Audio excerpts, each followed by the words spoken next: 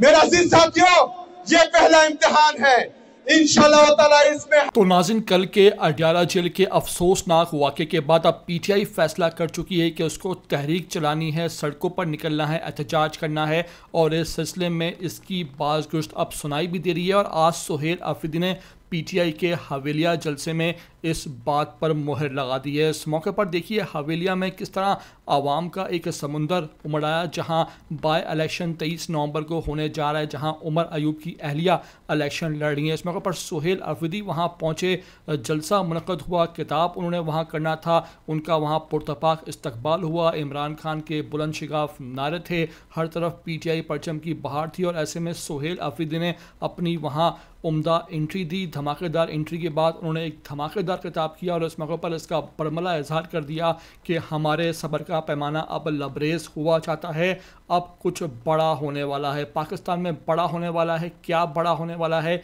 ये आपको आइंदा चंद दिनों में मालूम पड़ जाएगा। इस मौके पर उन्होंने अपने इस किताब में तमाम तर बातें की जो मैं आपको आखिर में सुनवाने भी जा रहा हूँ। आपसे रिक्वेस्ट है कि पहली बार आए हो ETV 247 उर्दू पर तो वीडियो को आखिर तक देखना, चैनल को लाजमी सब्सक्राइब करो, लाइक करो, शेयर करो और कमेंट करके मुझे अपनी कीमती आरा से लाजमी आगाह ज़रूर कर दिया करो। मेरा अजीज साथियों, ये पहला इम्तिहान है, इंशाअल्लाह ताला इसमें हम कामयाब होंगे इंशाअल्लाह। लेकिन इससे बड़ा इम्तिहान आने वाला है, पाकिस्तान में कुछ होने वाला है। क्या होने वाला है? क्या होने वाला है?